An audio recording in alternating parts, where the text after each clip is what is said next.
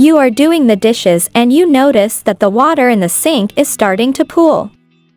This is the first sign that your sink drain is blocked. The sink drain does not clog easily, but when it does, it is quite problematic. This occurs due to the accumulation of grease in the pipes, and also because the remains of food get clogged.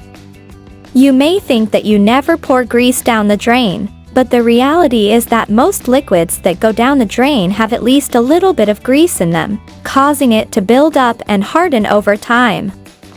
But don't worry, the advice I am sharing with you is quite good, and above all, it will help you prevent this from happening, as it happens to everyone.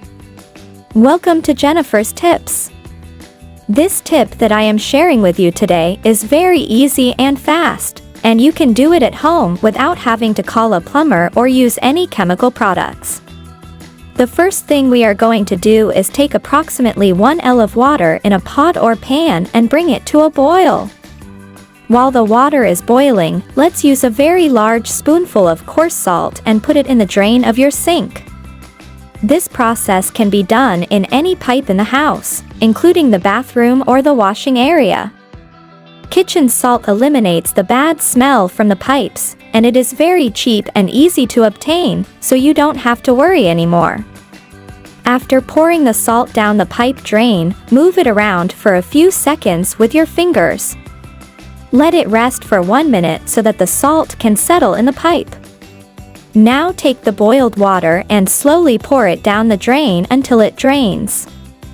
After a few seconds, you can be sure that the hot water and the cleaning effect of the salt will have completely cleaned our pipes.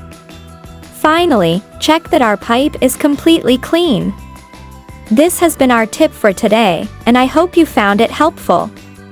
Thanks for watching, and don't forget to subscribe for more tips.